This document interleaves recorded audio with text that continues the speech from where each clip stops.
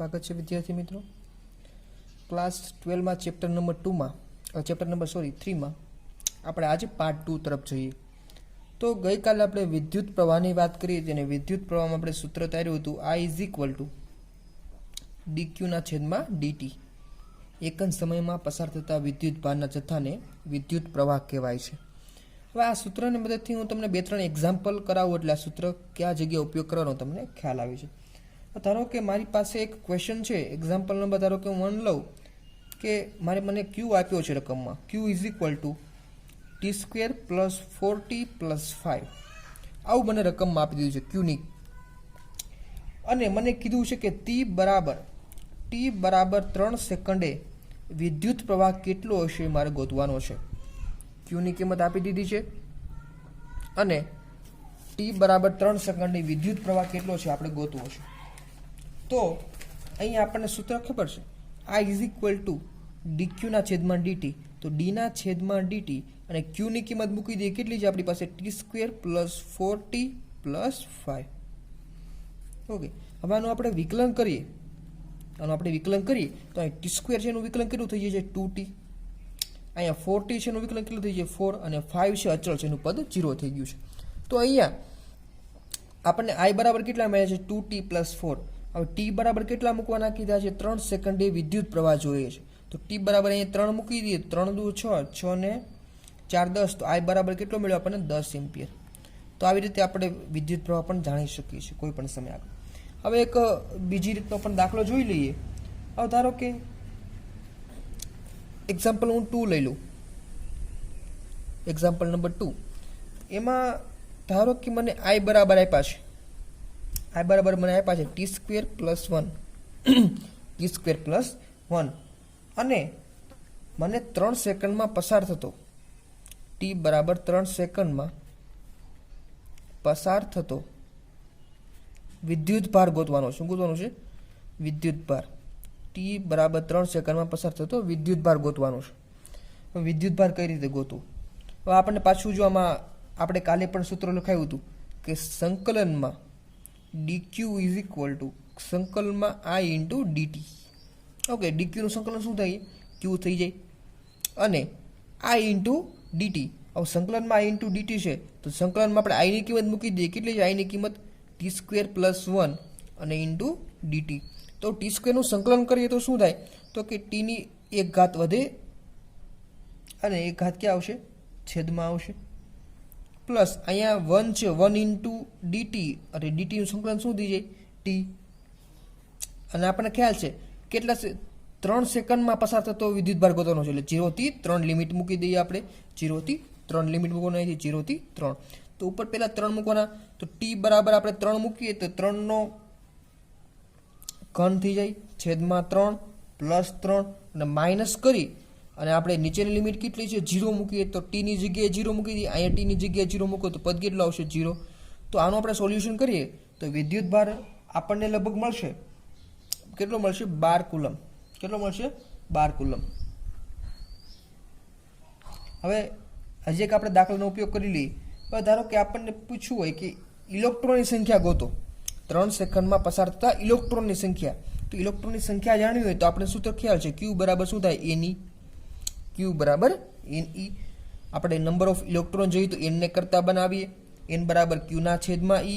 q બરાબર કેટલા મળ્યા છે 12 કુલમ, તો 12 ના છેદમાં ઇલેક્ટ્રોનનો વીજભાર કેટલો? 1.6 × 10⁻19 ઘાત, અને તો આપણને ઇલેક્ટ્રોનની સંખ્યા મળે છે 7.5 × 10⁻19 ઘાત। ઓકે, તો એટલે આપણે ઇલેક્ટ્રોનની સંખ્યા મળી ગયા। હવે જો મિત્રો આપણા બંને સૂત્રનો ઉપયોગ કર્યો છે, આ સૂત્ર અને I બરાબર dq ના છેદમાં dt। તો આ રીતને કોઈ પણ દાખલા હોય આપણે સોલ્વ કરી શકીએ। હવે આના પછીના ટોપિક ઉપર જોઈએ તો ચોપડીમાં આપણો ટોપિક છે કે સુવાહકોમાં વિદ્યુત પ્રવાહ। અને પછીનો ટોપિક જોઈએ આપણે બુકમાં એ છે સુવાહકોમાં વિદ્યુત પ્રવાહો। તો સુવાહકની અંદર વિદ્યુત પ્રવાહો કઈ રીતે રચાય એ જોવાનું છે આપણે। તો ધારો કે આપણને ખ્યાલ છે, ધારો કે આ સુવાહક લઈ લઉં છું, સુવાહક એટલે કોઈ પણ એક ધાતુ લઈ લઉં છું। તો ધાતુ છે મારી પાસે નળાકાર, ઓકે, હવે આપણને ખ્યાલ છે કે સુવાહકમાં છે મુક્ત ઇલેક્ટ્રોનની સંખ્યા વધારે હોય. આ સુવાહક છે એમાં શું હોય કે મુક્ત ઇલેક્ટ્રોનની સંખ્યા કેવી હોય? વધારે હોય. અને મુક્ત ઇલેક્ટ્રોનની સંખ્યા વધારે હોય મતલબ ધારો કે કોઈ પરમાણુ હોય, પરમાણુમાં બાહ્યતમ કક્ષામાં ઇલેક્ટ્રોન છે કેવા હોય? સુવાહકમાં મુક્ત હોય. અને મુક્ત ઇલેક્ટ્રોન છે એ વાહકની અંદર અસ્તવ્યસ્ત ગતિ કરતા હોય છે. વાહકની અંદર સામાન્ય તાપમાને અસ્તવ્યસ્ત પોતાની મેળે ગતિ કરતા હોય છે. આ બધા ઇલેક્ટ્રોન છે એ બધા અસ્તવ્યસ્ત ગતિ કરે છે. ઓકે, વિદ્યુતભાર અસ્તવ્યસ્ત ગતિ કરે છે. હવે ઘણા બધા ઇલેક્ટ્રોન છે અસ્તવ્યસ્ત ગતિ કરતા હોય. હવે આમાં આપણે વાહક છે, આમાં આપણને વિદ્યુત પ્રવાહ પસાર થતો નથી. આપણે જોયું કે આમાં વિદ્યુત પ્રવાહ પસાર થતો નથી. પરંતુ જ્યારે આ વાહક છે એને આપણે બાહ્ય બેટરી સાથે જોડી દીધું. શું કર્યું? આપણે બાહ્ય બેટરી સાથે જોડી દીધું. અહીંયા આપણે ધન વિદ્યુતભાર રાખ્યો ને, અને મેં બેટરી સાથે જોડી દીધું. અહીંયા ધન વિદ્યુતભાર, અહીંયા ઋણ વિદ્યુતભાર. તો બધા ઇલેક્ટ્રોન છે એ ધન વિદ્યુતભાર, અહીંયા ધન જે વિદ્યુત સ્થિતિમાન છે એના તરફ શું કરશે? આકર્ષણ ધરાવશે. તો હવે કન્ડિશન કહી દેશે કે હવે બધા સુવાહકો છે, બધા ઇલેક્ટ્રોન છે એ કઈ દિશામાં ગોઠવાશે? એક જ દિશામાં ગતિ કરશે. બધા ઇલેક્ટ્રોન છે એક જ દિશામાં ગતિ કરશે. અને બધા ઇલેક્ટ્રોન જો એક જ દિશામાં ગતિ કરતા હોય ત્યારે આપણને વિદ્યુત પ્રવાહ રચાય, ત્યારે આપણને વિદ્યુત પ્રવાહ મળે છે. જ્યારે બધા જ વિદ્યુતભાર છે એ એક જ દિશામાં ગતિ કરતા હોય ત્યારે આપણને વિદ્યુત પ્રવાહની રચના મળે. સામાન્યતઃ આપણને વિદ્યુત પ્રવાહ મળતો નથી. હવે પ્રશ્ન એ થાય કે જ્યારે આ તો સુવાહકની વાત કરી દીધું છે, કંડક્ટર. સુવાહકને મિત્રો ઇંગ્લિશમાં શું કહેવાય? સુવાહકને ઇંગ્લિશમાં કહેવાય કંડક્ટર.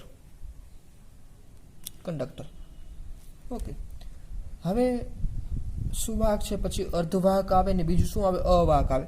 તો અવાહક હોય તો અવાહકમાં છે ને મિત્રો, અવાહકમાં મુક્ત ઇલેક્ટ્રોન હોતા નથી. મુક્ત ઇલેક્ટ્રોન હોતા નથી. અને મુક્ત ઇલેક્ટ્રોન જો ન હોય તો વિદ્યુત પ્રવાહ રચાય નહીં. હંમેશા યાદ રાખવાનું છે અહીંયા કે વિદ્યુત પ્રવાહ કોના કારણે રચાય છે? તો કે વિદ્યુત પ્રવાહ છે એ મુક્ત ઇલેક્ટ્રોન ગતિ કરવાના કારણે રચાય છે. ધન વિદ્યુતભાર ગતિ કરતો નથી. આમાં જે ધન વિદ્યુતભાર હોય એ ધન વિદ્યુતભાર તો પોતાના મૂળ સ્થાન ઉપર જકડાઈને સ્થિર રહે છે. પણ ખાલી ગતિ કોણ કરે છે? તો કે ઇલેક્ટ્રોન ગતિ કરે છે. તો ઇલેક્ટ્રોનના ગતિના કારણે વિદ્યુત પ્રવાહ મળે છે. ઇલેક્ટ્રોનના ગતિના કારણે વિદ્યુત પ્રવાહ મળે છે. તો કે હવે આ તો સુવાહકની વાત કરી દીધી. ઘન પદાર્થ હોય, ઘન પદાર્થની વાત કરીએ આપણે અહીંયા. પણ જ્યારે કોઈ દ્રાવણ હોય, વિદ્યુત દ્રાવણ, કોઈ વિદ્યુત દ્રાવણ હોય એમાં કઈ રીતે વિદ્યુત પ્રવાહ રચાય? આપણને ખ્યાલ છે કે HCl હોય એમાં આપણે 2 ધ્રુવ રાખી દઈએ બીકરમાં, તો આપણને ઘણી વખત જોયું હોય કે નાની અમથી લેમ્પ હોય એ ચાલુ થઈ જાય છે, તો એમાં વિદ્યુત દ્રાવણ કહેવાય ને. તો એમાં વિદ્યુત પ્રવાહ કઈ રીતે પસાર થાય? તો કે એમાં ધન આયન અને ઋણ આયનની ગતિ કારણે, ધન આયન અને ઋણ આયન એ બંને પરસ્પર વિરુદ્ધ દિશામાં ગતિ કરે એક ધ્રુવથી બીજા ધ્રુવ તરફ. એના કારણે વિદ્યુત દ્રાવણ છે એમાં વિદ્યુત પ્રવાહ રચાય છે. પછી ઘણા કે વાયુ હોય, વાયુમાં કઈ રીતે વિદ્યુત પ્રવાહ રચાય? તો કે વાયુમાં છે આયનોની ગતિ કારણે. શું કહેવાય? વાયુમાં આયનોની ગતિના કારણે વિદ્યુત પ્રવાહ રચાય છે. તો આયનોની ગતિ એટલે કે ધારો કે વાયુ હોય, વાયુનું આયનીકરણ થઈ ગયું છે. આયનીકરણ એટલે એમાં ધન વિદ્યુતભાર અને ઋણ વિદ્યુતભાર છે એ વાયુમાં છૂટા પડી ગયા છે. અને એ ધન અને ઋણ આયનો છે એ આયનો જો ગતિ કરે તો વાયુમાં આયનોની ગતિના કારણે વિદ્યુત પ્રવાહ રચાય છે. વિદ્યુત દ્રાવણમાં ધન અને ઋણ આયનોની ગતિના કારણે વિદ્યુત પ્રવાહ રચાય છે. જ્યારે કોઈ ઘન પદાર્થ હોય, ઘન પદાર્થમાં ઇલેક્ટ્રોનની ગતિના કારણે વિદ્યુત પ્રવાહ રચાય છે. હવે આપણને ખ્યાલ છે, આગળ તરફ જઈએ તો કે એક આપણને એક્ઝામ્પલ આપી દીધું હતું, એ આપણે જોઈ લીધું કે હજી એક બુકમાં એક્ઝામ્પલ આપી દીધું છે, આપણે જોઈ લઈએ. ધારો કે મારી પાસે એક આ નળાકાર છે, અને નળાકારમાં એક બાજુ ધન વિદ્યુતભાર છે અને એક બાજુના ક્ષેત્રફળ ઉપર ઋણ વિદ્યુતભાર છે. ઓકે, આ બાજુ ધારો કે હું ધન વિદ્યુતભાર રાખું છું અને આ બાજુ હું ઋણ વિદ્યુતભારવાળી પ્લેટ જોઈન કરું છું. નળાકાર છે. ઓકે, હવે ધારો કે આમાં આપણને ખ્યાલ પડી ગયો વિદ્યુત ક્ષેત્ર કઈ તરફ છે? કે ધનથી ઋણ તરફ વિદ્યુત ક્ષેત્ર છે. હવે આમાંથી વિદ્યુતભાર છે બધા ગતિ કરી કઈ તરફ જશે? તો કે અહીંયા વિદ્યુતભાર ગતિ કરી અને ઇલેક્ટ્રોન ગતિ કરીને એક બાજુથી બીજી બાજુ તરફ જશે. ઇલેક્ટ્રોન બધા ધન વિદ્યુતભાર તરફ એકઠા થશે. ઓકે, હવે ઇલેક્ટ્રોન બધા ગતિ કરીને આ પ્લેટ ઉપર આવી જાય. ઇલેક્ટ્રોન બધા ગતિ કરીને કઈ બાજુ આવે? ધન પ્લેટ ઉપર આકર્ષણ ધરાવે. તો અહીંયા ધન પ્લેટ હતી જે એ કેવી થઈ જાય? તટસ્થ થઈ જાય. હવે કેવી થઈ જાય? તટસ્થ. અને બધા અહીંયા ધન જે વિદ્યુતભાર હતા એ બધા ગતિ કરીને કઈ તરફ જશે? આ ઋણ પ્લેટ તરફ. તો ધન અને ઋણ ભેગા થઈ અહીંયા પણ કેવી આ બાજુની પ્લેટ કેવી થઈ જાય? તટસ્થ. ઓકે, તો આવું એક્ઝામ્પલ એક આપણને બુકમાં આપેલું છે. તો અહીં આપણે સુવાહકમાં કઈ રીતે વિદ્યુત પ્રવાહનું વહન થાય એ આપણને ખ્યાલ પડી ગયો છે. ઇલેક્ટ્રોનની ગતિના કારણે ઘન સુવાહક હોય એમાં વિદ્યુત ભારનું વહન થાય છે. હવે એક આપણને બીજો પ્રશ્ન તરફ જોઈએ આના પછીના ટોપિક ઉપર. 3.4 ઉપર ઓહમનો નિયમ. ઓહમનો નિયમ. ભાઈ ઓહમના નિયમ તરફ જોઈએ.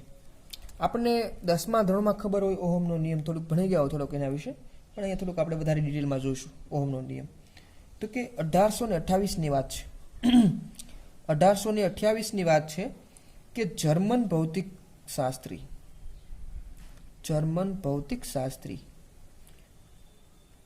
1828માં જે જર્મન ભૌતિક શાસ્ત્રી તો એનું નામ શું હતું? તો કે જ્યોર્જ સાયમન ઓહમ. 1828માં એક જર્મન ભૌતિક વૈજ્ઞાનિક હતો, ફિઝિસિસ્ટ જ્યોર્જ સાયમન ઓહમ. એણે કંઈક નિયમ આપી દીધો, વિદ્યુત પ્રવાહને લગતો કંઈક નિયમ આપ્યો. તો એને નિયમ કઈ રીતનો આપ્યો? તો કે એને આપણે બે પ્રકાર જોઈશું, એક સાદી રીતે અને બીજી રીતે. તો કે નિયમ શું કીધું? તો કે બે છેડા વચ્ચે, વાહકના બે છેડા વચ્ચે વિદ્યુત સ્થિતિમાનનો તફાવત. હું પહેલા સૂત્ર બનાવું, સૂત્ર ઉપરથી એમને વ્યાખ્યા બનાવું છું. ઓકે, વાહકના કોઈ પણ આડછેદના બે છેડા વચ્ચે વિદ્યુત સ્થિતિમાનનો તફાવત અને તેમાંથી પસાર થતા વિદ્યુત પ્રવાહના ગુણોત્તર એ કેવો રહેશે? અચળ રહેશે. કેવો રહેશે? અચળ. અચળને આપણે આ નામ આપ્યું છે આર. ઓકે, તો આની વ્યાખ્યા લખીએ. શું કીધું આપણે? બે નિશ્ચિત ભૌતિક પરિસ્થિતિમાં કોઈ વાહકમાંથી વહેતો વિદ્યુત પ્રવાહ અને વિદ્યુત સ્થિતિમાનના નો ગુણોત્તર અચળ રહે છે. એને શું કીધું કે કોઈ નિશ્ચિત પરિસ્થિતિમાં ધારો કે કોઈ વાહક રાખેલું હોય અને વાહકમાં બે છેડા વચ્ચે વિદ્યુત સ્થિતિમાનનો તફાવત અને વિદ્યુત પ્રવાહનો જે ગુણોત્તર છે કેવો રહેશે? અચળ રહેશે. એમને એક પ્રયોગ કર્યો. એના દ્વારા એને જાણવા મળ્યું કે વી અને આઈનો જો ગુણોત્તર લેવામાં આવે તો કેવું મળે છે? અચળ મળે છે. કેવો મળે છે? અચળ મળે છે. તો એને એક પ્રયોગ કર્યો અને ધારો કે એને આપણે બીજી રીતે વ્યાખ્યા લખી હોય, આપણે ધારો કે વ્યાખ્યા પસંદ નથી, બીજી રીતે વ્યાખ્યા લખવી છે, તો એને બીજું શું કીધું? બીજી વ્યાખ્યા લખી ઓરમાં. તો કે વાહકમાં વહેતો વિદ્યુત પ્રવાહ એ સુવાહકના બે છેડા વચ્ચેના વિદ્યુત સ્થિતિમાનના તફાવતના સમપ્રમાણમાં હોય છે. બીજી રીતે શું કીધું? કે વાહકમાં વહેતો વિદ્યુત પ્રવાહ છે આઈ એ બે છેડા વચ્ચે જે વિદ્યુત સ્થિતિમાનનો તફાવત એના સમપ્રમાણમાં હોય. આઈ પ્રપોઝનલ ટુ વી. તો આમનો કેવું હોય? તો કે વી પ્રપોઝનલ ટુ આઈ. બે છેડા વચ્ચે વિદ્યુત સ્થિતિમાનનો તફાવત વી પ્રપોઝનલ ટુ આઈ. હવે આપણે પ્રપોઝનાલિટી દૂર કરી દઈએ તો વી ઇઝ ઇક્વલ ટુ એક અચળાંક મૂકી દઉં. અચળાંકને નામ આપ્યું આર ઇન્ટુ આઈ. તો વીના છેદમાં આઈ કરું તો શું મળે આપણને? આર અચળાંક મળે. અહીંયા આર શું છે? તો કે આર છે એને શું કહેવાય? તો કે આરને કહેવાય વિદ્યુત અવરોધ કહેવાય છે. અને બીજું ઇંગ્લિશમાં શું કહેવાય? રેઝિસ્ટન્સ રેઝિસ્ટન્સ શું કહેવાય? રેઝિસ્ટન્સ એટલે રેઝિસ્ટન્સ ઉપર તેનું નામ આવ્યું આર, વિદ્યુત અવરોધ કહેવાય છે. હવે વિદ્યુત અવરોધ છે અચળાંક છે કોના ઉપર આધાર રાખે છે? તો કે વિદ્યુત અવરોધ છે એ આઈ પર આધાર રાખે છે, બીજું વી પર આધાર રાખે છે, આર છે એ વી ઉપર આધાર રાખે છે, આઈ ઉપર આધાર રાખે છે, બીજું કોના ઉપર આધાર રાખે? તો કે આપણે વાહક કેવો આપ્યો છે? વાહકની જાત પર. ધારો કે આપણે તાંબાનો તાર છે, એલ્યુમિનિયમનો તાર છે, તેના ઉપર અવરોધ આધાર રાખે. બીજું તો કે લંબાઈ ઉપર, ની લંબાઈ કેટલી, જેમ લંબાઈ વધારે એમ અવરોધ વધારે હોય. પછી આડછેદનું ક્ષેત્રફળ, આડછેદનું ક્ષેત્રફળ, તાર છે જાડો છે પતલો છે એના ઉપર અવરોધ આધાર રાખે. બીજું તાપમાન ઉપર, તાપમાન જો વધઘટ થાય તો વાહકનો અવરોધ પણ વધઘટ થાય. આવા ઘણા બધા પરિબળો ઉપર વિદ્યુત અવરોધ છે આધાર રાખે છે. પછી આ તો આપણે વાત કરી દીધી. પછી વિદ્યુત અવરોધ છે એ શું કામ કરે છે? તો કે વિદ્યુત અવરોધ છે એ વિદ્યુત પ્રવાહને અટકાવવાનું કામ વિદ્યુત અવરોધ કરે છે. વિદ્યુત અવરોધ કરે છે. જેવી રીતે આપણે ગાડી લઈને જતા હોય, વચમાં જે બમ્પ આવે જેના કારણે આપણે ગાડી શું થાય? ધીમી પડી જાય. એવી જ રીતે વિદ્યુત પ્રવાહ જો જતો હોય અને વિદ્યુત અવરોધ જો વચ્ચે આવે તો વિદ્યુત પ્રવાહ કેવો થઈ જાય? ઘટી જાય. વિદ્યુત પ્રવાહ કેવો થાય? ઘટી જાય. ઓકે, આમાંથી ધારો કે હું આઈને કરતા બનાવું તો શું થાય? આઈ ઇઝ ઇક્વલ ટુ શું થાય? વીના છેદમાં આર થાય. તો આના પરથી પણ ખબર પડી જાય અવરોધનું મૂલ્ય જેટલું વધારે એટલો જ વિદ્યુત પ્રવાહ ઓછો. અવરોધ જો વધારે હોય તો વિદ્યુત પ્રવાહ આપણને કેવો મળે? ઓછો મળે. ઓકે, હવે આના એકમ તરફ જઈએ કે એકમ શું છે વિદ્યુત અવરોધનો એકમ. હવે એકમ તરફ જઈએ એનો એસઆઈ એકમ, તો અહીંયા આપણને ઉપર શું છે? વોલ્ટ છે, તો ઉપર એનો એકમ આવશે વોલ્ટ. છેદમાં વિદ્યુત પ્રવાહ છે, વિદ્યુત પ્રવાહનો એસઆઈ એકમ શું થાય? એમ્પિયર થાય. ઓકે, તો વોલ્ટ પ્રતિ એમ્પિયર એ કોનો એકમ છે? અવરોધનો એકમ છે. હવે બીજો એકમ પણ છે. બીજો એકમ કયો છે? કે ઓહમ. આ બધા એના એકમો છે. ઓકે, એક તો પહેલો એકમ શું વાત કરી? વોલ્ટ પ્રતિ એમ્પિયર એનો એકમ છે, ઉપરનો વોલ્ટ છેદમાં એમ્પિયર. બીજો એકમ કયો છે? ઓહમ. ઓહમની નિશાની આવી હોય. ઓકે, તો ઓહમ નામના વૈજ્ઞાનિકે આમની નિયમ આપ્યો એટલે એમનો યાદીમાં એક આપણે નિશાની બનાવી, એનું નામ શું આપ્યું? ઓહમ. તો વિદ્યુત અવરોધનો એક એકમ છે ઓહમ. તો આમ કહી શકાય કે એક ઓહમ બરાબર આવું થાય 1 વોલ્ટ પ્રતિ એમ્પિયર. 1 વોલ્ટ પ્રતિ એમ્પિયરને ઉપર લઈ જાઓ તો એમ્પિયર -1. તો 1 ઓહમ બરાબર 1 વોલ્ટ પ્રતિ એમ્પિયર કહી શકાય. તો આ તો વાત કરી દીધી. હવે પારિમાણિક સૂત્ર જોઈ લઈએ. અવરોધનું પારિમાણિક સૂત્ર વાત કરી દે કેટલું થાય? M1 L2 T-3 અને એમ્પિયરની -2. આ સૂત્ર પણ તમે મેળવી શકો. અહીંયા ઉપર વોલ્ટ છે તો વિદ્યુત સ્થિતિમાનનું પારિમાણિક સૂત્ર મૂકી શકો. છેદમાં અહીંયા એમ્પિયર છે. ઓકે, એમ્પિયર તો અહીંયા આવે જ છે, તો એમનું પારિમાણિક સૂત્ર પણ તમે મેળવી શકો છો. વોલ્ટનું આપણે વિદ્યુત અવરોધનું પારિમાણિક સૂત્ર. હવે એના સિમ્બોલની વાત કરી લઈએ ને. એમના સિમ્બોલ, ધારો કે મારી પાસે નિશ્ચિત અવરોધ હોય,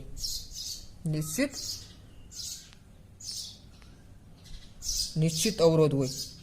હવે નિશ્ચિત મારી પાસે કોઈ અવરોધ છે, ફિક્સ અવરોધ, મારે ધારો કે 10 ઓહમ 20 ઓહમનો ફિક્સ અવરોધ હોય, તો એમની નિશાની કઈ થાય? તો ફિક્સ ઓહમ હોય તો ધારો કે આવી ચોરસ પેટી હોય, અમને 2 છેડા દોરી દીધા, આ નિશ્ચિત અવરોધની નિશાની થઈ ગઈ. અથવા બીજી રીત કઈ? તો કે આપણને ખ્યાલ છે આવી રીતે કાપાવાળી નિશાની હોય દાંતિયા જેવી, એને કહેવાય ફિક્સ અવરોધ. પછી ધારો કે કોઈ ચલ અવરોધ હોય, કેવો હોય? ચલ અવરોધ. ચલ અવરોધ એટલે શું? કે અવરોધ આપણે આપણી મેળે બદલી શકતા હોય, બટન ફેરવી અને અવરોધ બદલી શકતા હોય કે 10 ઓહમમાંથી 20 ઓહમ કરવો છે, 20.2 કરવો છે, 20.4 કરવો છે. તો આપણી મેળે અવરોધને જો બદલી શકતા હોય તો એને ચલ અવરોધ કહેવાય. એમની નિશાની કેવી? તો આવી જ રીતે જો અહીંયા પેટી હોય, જે આ પેટી છે, પેટી ઉપર આપણે એવું એરો દોરી દઈએ તો આનું કહેવાય ચલ અવરોધ કહેવાય. અથવા બીજી રીતે આવી નિશાની પણ દોરી શકાય. આ ચલ અવરોધ છે. ઓકે, હવે અવરોધ ઉપર ઘણા હજી આપણે એક ટોપિક બાકી છે. તો પેલા અવરોધને જોઈ લઈએ કે અવરોધ R = V/I કહેવાય. અને આ ઓહમ નામના વૈજ્ઞાનિકે એનો એસઆઈ એકમ છે ઓહમ છે. એમનું પારિમાણિક સૂત્ર યાદ રાખવાનું, એમનું સિમ્બોલ યાદ રાખવાનું. તો આના મદદથી અને અવરોધ કોના પર આધાર રાખે છે એ પણ આપણે જોયું, તો કે I ઉપર, V ઉપર, દ્રવ્યની જાત ઉપર, લંબાઈ ઉપર, ક્ષેત્રફળ, તાપમાન ઉપર. તો આના ઉપર વિદ્યુત અવરોધ છે આધાર રાખે છે. Okay, thank you very much.